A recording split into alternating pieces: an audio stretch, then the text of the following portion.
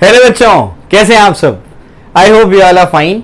बच्चों पहले तो बहुत माफ़ी चाहता हूं मैं कि आज लेक्चर थोड़ा सा लेट हो गया और कल अपलोड नहीं हो पाया क्योंकि कल नासिर सर को अपलोड करना था। और आज का जो लेक्चर है वो मॉर्निंग में इसलिए अपलोड नहीं हुआ क्योंकि मेरे पास स्टैंड नहीं था और इवनिंग में जो है मुझे एक बहुत इंपॉर्टेंट और अर्जेंट मीटिंग के लिए जाना था।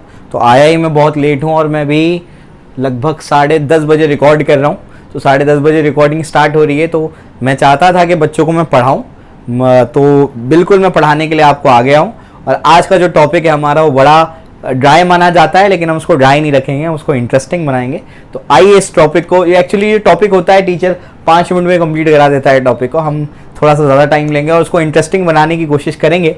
और मैंने आपसे कहा था कि मैं आपको इस दुनिया को एक अलग चश्मे से दिखाने वाला हूँ, तो बिल्कुल वैसे ही अगर इसका एप्लीकेशन बात डिस्कस किया जाए बच्चों के साथ में तो इंटरेस्टिंग लगेगा ये टॉपिक, ठीक है ना। तो आज का बच्चों हमारा टॉपिक है, हमारा topic effect of impurity and temperature on surface tension। Surface tension पर impurity और टेम्परेचर का क्या इफेक्ट पड़ जाता है, समझ आ गया। याद करने के लिए तो 2-3 पॉइंट्स आपको उसको चुटकियों में आप लोग उसको याद कर लेंगे, लेकिन समझना बहुत इंपॉर्टेंट है। इसका एक्चुअली बहुत जबरदस्त एप्लीकेशन है। आपने शायद वो मुन्ना भाई में देखा होगा, मुन्ना भाई MBBS जो पहला वाला अपना मुन्ना भाई था ना, उसके अंदर वो क्या करते हैं, वो कपड़ा लेकर के क्या करते हैं, वो पत्थर पे पटकते रहते हैं। तो वो पत्थर पे कपड़े पटकते क्यों हैं, तो आज मैं आपको समझाता हूँ क्यों पटकते थे, ठीक है ना। आप बोलेंगे उसका इससे क्या रिलेशन है, बहुत रिलेशन, हम लोग उसको रिलेट करेंगे। आइए समझते हैं इसको। पहले मैं आपको समझा देता हूँ कि है क्या। सबसे पहले यानी इम्प्योरिटी अगर ऐड करेंगे आप किसी लिक्विड में तो उसके सरफेस टेंशन पे क्या फर्क पड़ेगा, समझ में आ गया। या टेम्परेचर बढ़ाएंगे तो सरफेस टेंशन पे क्या फर्क पड़ेगा वो अपने को देखना है, ठीक है ना। तो याद रखिए सबसे पहले, इफ soluble impurity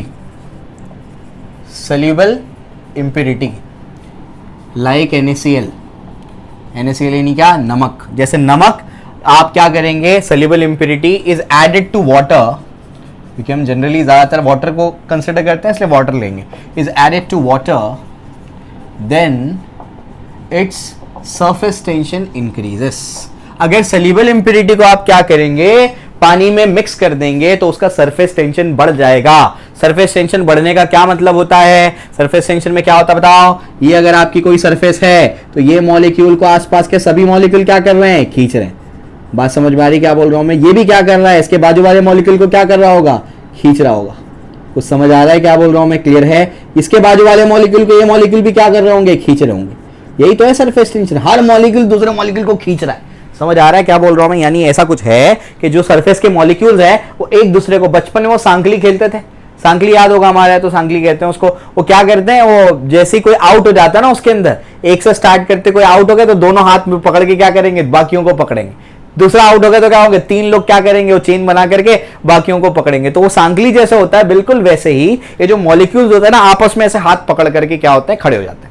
समझ में आ रहा है क्या बोल रहा हूं मैं, क्लियर है। तो ऐसा पूरा एक जाल जैसा बन जाता है, एक पूरी मेम्ब्रेन बन जाती है वहां पर। बात समझ में आ रही, क्लियर है। तो जो आपके ये मॉलिक्यूल वो मॉलिक्यूल ऐसा पूरा क्या बन जाता है, एक दूसरे को क्या कर रहे हैं, खींच रहे हैं। क्यों खींच रहे हैं, कोहेसिव फोर्स की वजह से खींच रहे हैं, कोहेसिव फोर्स उनके बीच में है ना, समझ में आ गया। तो इसी की वजह से क्या है, यहाँ पर सरफेस टेंशन है। तो एक मॉलिक्यूल दूसरे मॉलिक्यूल को खींच रहा है, नहीं हर मॉलिक्यूल दूसरे मॉलिक्यूल को खींच रहा है। तो जब अपन क्या करते हैं, सॉल्युबल इंप्योरिटी को वाटर में ऐड करते हैं तो ये एक दूसरे को जो खींचते हैं ना, वो क्या हो जाता है, देखो उसका सरफेस टेंशन बढ़ जाता है। मतलब क्या, मतलब ये हुआ कि आपस में वो और ज्यादा तेजी से, क्या ज्यादा स्ट्रेंथ से क्या करने लगते हैं, चिपकना शुरू कर देते हैं।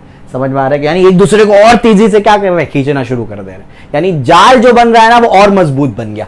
इसका मतलब ये हो गया कि सरफेस टेंशन क्या हो गया, इंक्रीज हो गया। मतलब जो उनका जाल बना है ना वो क्या हो गया, और मजबूत हो गया। ये इसका मतलब होता है, ठीक है ना, क्लियर हो गया। चलो भाई ये भी अपने को समझता है, आगे बढ़ते हैं।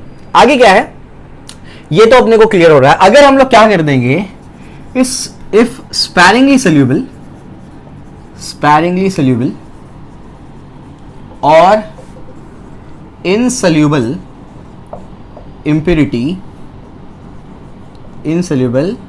impurity, sparing soluble या insoluble impurity is added to water, then its surface tension decreases। अगर sparingly soluble जैसे अपना फिनॉल हो गया, तो ये फिनॉल जैसा अगर अपन क्या कर देंगे, इम्प्योरिटी को इसके अंदर ऐड कर देंगे तो क्या हो जाता है, उससे सरफेस टेंशन कम हो जाता है। बात समझ में आ रही क्या बोल रहा हूं मैं, क्लियर है? यानी उनके बीच का जो जाल है वो अभी उतना मजबूत नहीं रह पाएगा। बात समझ में आ रही? एक दूसरे को जो खींच रहे थे अब वो इतनी मजबूती से नहीं खींच पाएंगे।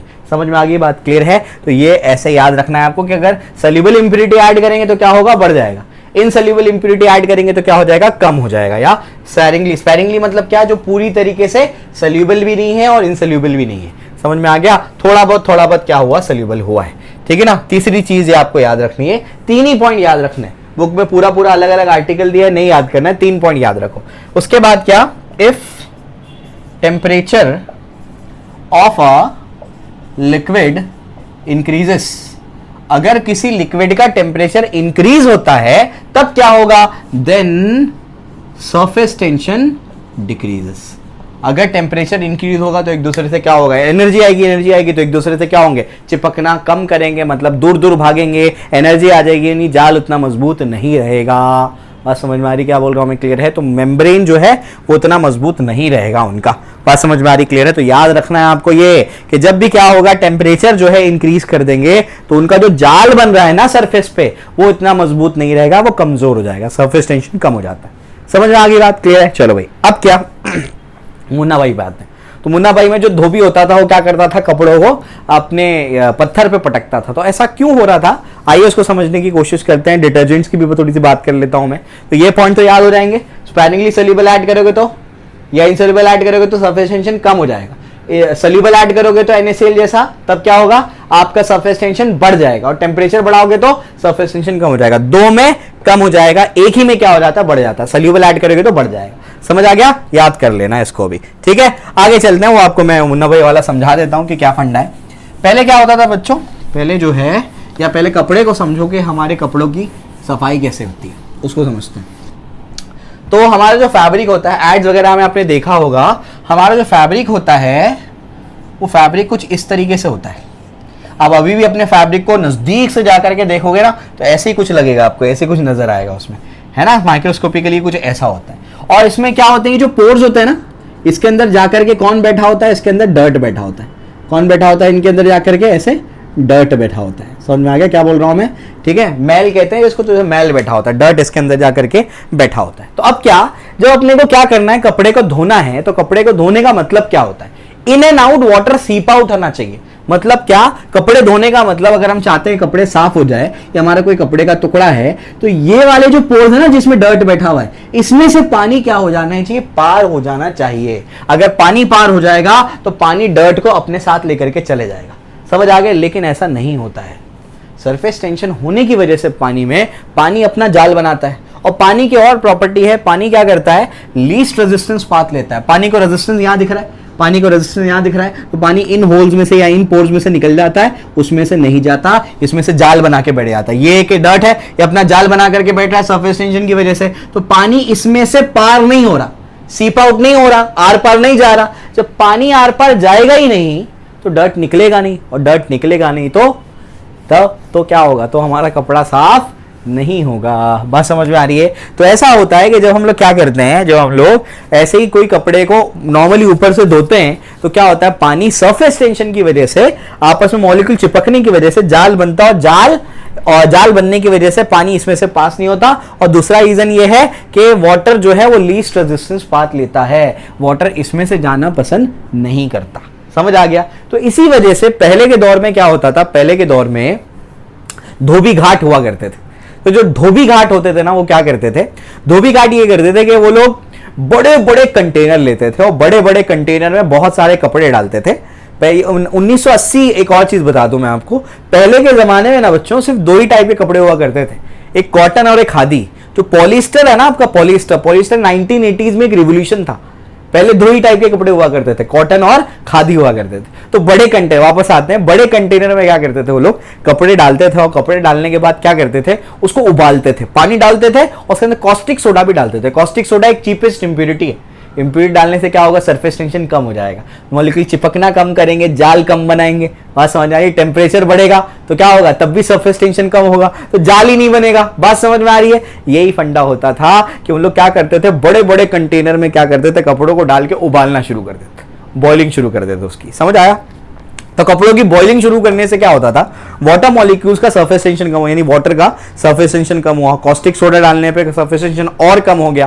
तो गर्म करने की वजह से अब उनके पास इतनी एनर्जी आ जाती थी कि वो आपस में ना चिपक करके क्या करते हैं, वो जाकर के ना इन डर्ट के मॉलिक्यूल, डर्ट के पार्टिकल्स को ना वाटर मॉलिक्यूल हिट करना शुरू करते थे। समझ आ गया? बॉईल हो रहा है कपड़ा, कपड़े के देखो, इमेजिन करो बड़ा कंटेनर है, कंटेनर के अंदर बहुत सारे कपड़े हैं और कपड़े में क्या हो रहा है, कपड़े के छोटे छोटे पोर्स में डर्ट बैठा हुआ है। अपन ने बॉईल किया, कॉस्टिक सोडा डाला तो क्या हो गया, सरफेस टेंशन कम हो गया, जाल नहीं बनेगा, मॉलिक्यूल चिपकेगा नहीं, मॉलिक्यूल इतनी एनर्जी आ जाएगी कि वो क्या करेगा, जो डर्ट में, जो आपके पोर्स में बैठे हुए डर्ट है ना, उसको जाकर के हिट करना शुरू करेगा। बात समझ में आ रही क्या बोल रहा हूं मैं? हिट कर करके क्या करेगा, वो यहां से डर्ट निकाल देगा, वाटर मॉलिक्यूल यहां से पार हो जाएगा, तो इस तरीके से आपके कपड़े साफ हो जाएंगे। अब बोलेंगे पटक क्यों रहे थे फिर? अरे भाई, ये करने के बाद भी कुछ डर्ट उसमें रह जाता था, तो इसी वजह से वो मुन्ना भाई वाला धोबी घाट वाला सीन जो है, उसमें क्या करता है, वो कपड़े लेकर के उसको ऐसे मारता है। मारने की वजह से क्या होता है, इनर्शिया के कारण जो डर्ट उसमें बची होती थी पोर्स के अंदर, वो भी निकल जाती थी और आपके कपड़े साफ हो जाते थे। बात समझ में आ गई? ये फंडा है उसके पीछे का। समझ आया? क्लियर है? तो जो आज पढ़ाया वो तो अप्लाई हो रहा है वहां पर, है ना? चलो भाई, तो रियलिटी, फिजिक्स रियलिटी है, आपकी आसपास की चीजें हैं फिजिक्स। आपको सही पढ़ाने वाला टीचर चाहिए, इससे इंटरेस्टिंग सब्जेक्ट ही नहीं है बच्चों, ये सबसे ज्यादा इंटरेस्टिंग सब्जेक्ट है।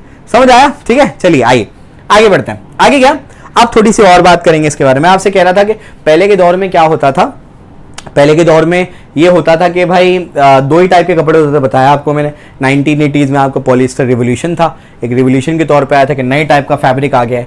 अब जो है कपड़ों की क्वालिटी इंक्रीज हुई, कपड़ों की क्वालिटी क्या हो गई, इंक्रीज हो गई। ये आपकी बुक में दिया हुआ है, इस वजह से डिस्कस कर रहा हूं मैं भी। कपड़ों की क्वालिटी इंक्रीज, सभी को काम आएगा, एंट्रेंस वाले, बोर्ड्स वाले, इंटरेस्ट डेवलप होगा इससे आपका, है ना? तो कपड़ों की क्वालिटी इंक्रीज होने की वजह से क्या हो गया, जब आप कॉटन वगैरह के कपड़े लेने लगे या दूसरे कपड़े लेने लगे, उसमें प्रिंट वगैरह भी आने लगे उस टाइम पे। फिर जब प्रिंट आने लगे तो क्या होता था, प्रिंट आने की वजह से ये होता था, या अलग अलग कलर्स भी आप लोगों को मिलते थे, तो कॉटन के कपड़ों में या बाकी कपड़ों में। तो ऐसा होता था कि जब क्या करते थे, धोबी घाट पे वो नए जो कपड़े थे उसको, जो जिसमें एक प्रिंट वगैरह होता था, एक कलर वगैरह होता था, उसको धोबी घाट के कंटेनर में डाल के जब उबालते थे, उसमें से कलर निकल जाता था। जब कलर निकल जाता है तो वो कलर निकल, तो एक तो खराब लगता है कपड़ा, फिर बाकी जो कपड़े होते थे उनमें भी वो लग जाता था। तो लोगों ने ये कहा कि अब क्या करो तुम, हम हमारे कपड़ों को ना ऐसे उबालना, हम नहीं चाहते कि हमारे कपड़ों को तुम उबालो। समझ आ रहा है क्या बोल रहा हूं मैं? क्लियर है? तो लोग इस बात से मना करने लगे कि उनके कपड़े उबाले जाएं, यानी उनको क्या किया जाए, गर्म पानी में डाल के उनको क्या किया जाए, बॉईल किया जाए। ये नहीं चाहते थे लोग। अब क्या हुआ, अब जब बॉइलिंग बॉइलिंग नहीं करनी है तो कुछ और रास्ता निकालना पड़ेगा। यहां से डिटर्जेंट्स की शुरुआत होती है। अब यहां पर आते हैं तुम्हारे डिटर्जेंट्स। तो डिटर्जेंट्स होते हैं ना, वो बेसिकली क्या होते हैं, वो स्पैरिंगली सोल्यूबल होते हैं वाटर में। जब स्पैरिंगली सोल्यूबल इंप्यूरिटी तुम ऐड करोगे वाटर के अंदर, स्पैरिंगली सोल्यूबल सब्सटेंस का ऐड करोगे तो क्या होगा, वाटर के सरफेस टेंशन को कम कर देगा। और वाटर का सरफेस टेंशन कम हो गया मतलब मॉलिक्यूल चिपकना कम हो गए। मॉलिक्यूल चिपकना कम होंगे तो क्या होगा, ये जो आपका यह है ना, ये जो आपका है डर्ट, इसमें से क्या होगा, वाटर का मॉलिक्यूल एक जगह से, एक साइड से दूसरी साइड पे निकल जाएगा और जाते वक्त क्या करेगा, डर्ट को अपने साथ में लेकर के चला जाएगा। समझ आया? लेकिन शुरू में जो आपके डिटर्जेंट्स बने थे वो इतनी अच्छी क्वालिटी के नहीं होते थे। तो क्या होता था वो आपको मैं बताता हूं। क्या होता था कि वो क्या करते थे, वो आपके डिटर्जेंट ऐड करने पर वो सिर्फ इतना कर पाते थे कि ये इसको, जो आपका डर्ट है ना, इसको गीला कर देते थे। अब वो सूखा डर्ट नहीं होता था, वो गीला डर्ट होता था। शुरुआत में ऐसा होता था कि इतनी अच्छी क्वालिटी के डिटर्जेंट्स नहीं आते थे। अभी तो बहुत अच्छी क्वालिटी के आते हैं, वो भी बताऊंगा क्या होता है उसमें। तो ये क्या करते थे, एटलीस्ट इसको क्या कर देते थे, गीला कर देते थे, क्योंकि कुछ डर्ट्स को तो वो बाहर निकाल के लगेगा, लेकिन कुछ डर्ट्स को क्या करता था, गीला कर देता था। इसलिए पहले के जमाने में क्या करते थे, हमारे जो मम्मी लोग हैं ना, वो हमारे पापा के शर्ट को ऐसे ब्रश मारते थे। समझ में आ गया? ब्रश क्यों मारते थे? ब्रश इसलिए मारते थे क्योंकि जो आपके डर्ट्स इसमें बैठे होते थे ना, वो डर्ट्स ब्रश के जो उसके टीथ है ना, उसके फ्रिक्शन की वजह से डर्ट उसमें से निकल के ऐसे फंस करके क्या होता था, निकल जाता था। कुछ समझ आ रहा है क्या बोल रहा हूं मैं? क्लियर है? तो जो आपके डिटर्जेंट्स है वो कुछ हद तक तो साफ करते थे, लेकिन बहुत अच्छी क्वालिटी ना होने की वजह से कुछ डर्ट उसमें रह जाता था। तो इस वजह से अपने को क्या करना, गीला डर्ट हो गया, अब निकालना उसको आसान होता था। तो ब्रश मार करके क्या करते थे, डर्ट को निकाला जाता था। समझ आ गया? और बताता हूं, और इंटरेस्टिंग है, भी तुमको इंटरेस्ट आना चाहिए टॉपिक के अंदर, ठीक है? चलिए आओ, फिर आज के दौर में हमारे जो नए नए हमारे भी आ गए, सर्फ एक्सेल आ गया, एरियल आ गया, हमारा जो टाइड आ गया, ये सब जो है, ये सब बोलते हैं कि आप क्या करो, आप जो है अपने जो कपड़े हैं, मान लो शर्ट है, उसके अंदर अगर डर्ट लगा हुआ है तो उसको क्या करो, आप पहले उसको डुबाओ पानी में, उसको क्या करो, पानी में डिटर्जेंट डालो और डिटर्जेंट में उसको क्या करो, डुबा करके रखो। या उसको डुबा करके रखते हैं तो वो बोलते हैं आपको कि 10-15 मिनट क्या करो, उसको डुबा करके रखो। ऐसा क्यों बोलते हैं बताता हूं मैं। तो आज के दौर में जो डिटर्जेंट्स आए उसकी क्वालिटी बढ़ चुकी है, वो ऑर्गेनिक ग्रेन्यूल्स होते हैं उसके अंदर, और वो ऐसे ऑर्गेनिक ग्रेन्यूल्स होते हैं आज के दौर में, जो सर्फ एक्सेल, एरियल, जो आपका टाइड वगैरह है, वो ऐसे ऑर्गेनिक ग्रेन्यूल्स होते हैं। वो जो ऑर्गेनिक ग्रेन्यूल्स है ना, वो डर्ट को जाकर के ऐसे चिपक जाते हैं, वो अट्रैक्टिव होते हैं डर्ट को। बात समझ में आ रही है? तो जैसे आप क्या करते हो, उसको डुबा करके रखते हो ना, तो वो जाकर के वो जो डिटर्जेंट के मॉलिक्यूल्स है ना, ऑर्गेनिक ग्रेन्यूल्स, वो जाकर के डर्ट को चिपक जाते हैं और 10 से 15 मिनट के बाद वो अपने आप डिसॉल्व हो जाते हैं।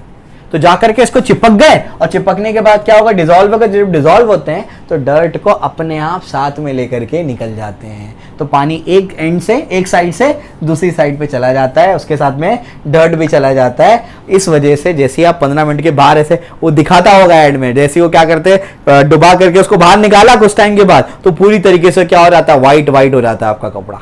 बात समझ में आ रही? क्लियर है? ये फंडा होता है उसके पीछे का। बात समझ में आगे? क्लियर है? तो पूरी आपको कहानी समझा दी मैंने कि कपड़े कैसे धुले जाते थे और अभी कैसे धुले जाते हैं। क्लियर हो गया? समझ में आ गया? अच्छा, ये प्रॉपर्टी सरफेस टेंशन की वजह से तो भाई प्रॉब्लम है हमको, हमारे कपड़े ही साफ नहीं होते। तो कोई फायदा भी देता है क्या अपने को? मैं आपको एक फायदा भी बताता हूँ, फिर लेक्चर को एंड करूंगा मैं। ठीक है, चलो भाई। पढ़ाना तो बहुत कम था, डिस्कशन ज्यादा था। डिस्कशन मैं करना चाहता हूँ ताकि तुम्हारा इंटरेस्ट डेवलप सब्जेक्ट में। अरे बहुत इंटरेस्टिंग सब्जेक्ट है फिजिक्स, मजा आएगा तुमको पढ़ने में। ठीक है ना? ऐसी केमिस्ट्री है, ऐसी आपका मैथ्स है, ऐसी आपका बायो है। ठीक है ना? वो 3 इडियट्स में कहता था ना कि काम वो करो जिसमें आपको मजा आए, फिर काम नहीं खेल लगेगा। समझे? ठीक है ना? चलो भाई, आपको मजा आना चाहिए इसके अंदर। तो मैं आपसे कह रहा था कि सरफेस टेंशन की वजह से तो हमारे कपड़े नहीं धुल रहे, तो ये तो प्रॉब्लम है। कोई इसका फायदा भी है क्या? फायदा है, बहुत बड़ा फायदा है। समझाता हूं मैं आपको। आपका जो रेन ड्रॉप होता है ना बच्चों, रेन ड्रॉप जो है, वो जब आपके ऐसे ये क्लाउड से निकलता है, तो बच्चों ये जो शेप लेता है ना आपका रेन ड्रॉप, वो रेन ड्रॉप कुछ ऐसा शेप ले लेता है, इस तरीके से शेप लेता है। तो रेन ड्रॉप ऐसा ही क्यों शेप लेता है? स्क्वायर क्यों नहीं बन जाता है, ट्रायंगल क्यों नहीं बन जाता? ऐसा इसलिए शेप लेता है क्योंकि वो अपने सरफेस एरिया को कम करना चाहता है। और सरफेस एरिया को कम करने का तरीका क्या है कि वो स्फेरिकल शेप ले ले। बात समझ में आ रही है? स्फेरिकल शेप ले लेता है। और ये शेप जो है ये बहुत मैटर करता है जब आप हवा में चल रहे हैं। तो आप अगर गौर से देखेंगे कि हमारी जो कार्स हैं या हमारी जो ट्रेन है, बुलेट ट्रेन जो अभी आप लोग देख रहे होंगे, जापान में चलती है बुलेट ट्रेन, तो उसका शेप आपने देखा होगा, या एरोप्लेन का आपने शेप देखा होगा, या कार्स का आपने शेप देखा होगा। वो शेप पर्पसली वैसा बनाया जाता है क्योंकि जब हम लोग चलते हैं ना, ये आपको मैं बताऊंगा किसके अंदर, हाइड्रोडायनेमिक्स में। जब हम चलते हैं तो मैंने आपसे कहा था कि हम लोग हवा के समंदर में चलते हैं। तो जो हवा है ना, वो अपने को क्या करती है, अपोज करती है। उसको बोलते हैं एयर ड्रैग। क्या बोलते हैं उसको? Air drag. तो उसके शेप पे मैटर करता है कि अपने को अपोजिशन कितना होगा। समझ आ गया? तो वो गाड़ी या प्लेन या ट्रेन का शेप इस तरीके से बनाया जाता है कि जब वो एयर में चले तो उस पर जो अपोजिशन हो ना, वो मिनिमम हो। बात समझ में आ रही? क्या बोल रहा हूं मैं? क्लियर है? तो जब इसका शेप ऐसा है तो इस पर अपोजिशन जो होता है ना, एयर की वजह से एयर ड्रैग वो बहुत होता है। और अच्छा खासा अपोजिशन होने की वजह से पता है क्या होता है, ये जो आपका जो रेन ड्रॉप है, इसकी स्पीड कम होती है और ये टर्मिनल वेलोसिटी को अचीव कर लेता है। क्योंकि जब आप क्या करेंगे, ऐसे भागेंगे ना एयर में, तो आप फील करेंगे, आप साइकिल या बाइक बहुत तेज चलाओ, आप फील करेंगे कि एयर आपको अपोज कर रही है।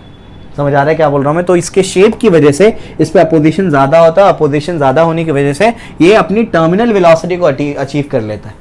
एक पर्टिकुलर वेलोसिटी होती है, इसको कांस्टेंट वेलोसिटी बोलते हैं। कौन सा वेलोसिटी से नीचे आता है, इसको टर्मिनल वेलोसिटी कहते हैं। और टर्मिनल वेलोसिटी मैं पढ़ाऊंगा हाइड्रोडायनेमिक्स में। तो ये अपनी वेलोसिटी को, एक टर्मिनल वेलोसिटी को क्या करता है, अचीव कर लेता है। और टर्मिनल वेलोसिटी की वजह से इसकी स्पीड बहुत ज्यादा बढ़ नहीं पाती, वरना तो वो बहुत ऊपर से आ रहा है भाई, वो तो 35,000 किलोमीटर से आ रहा है।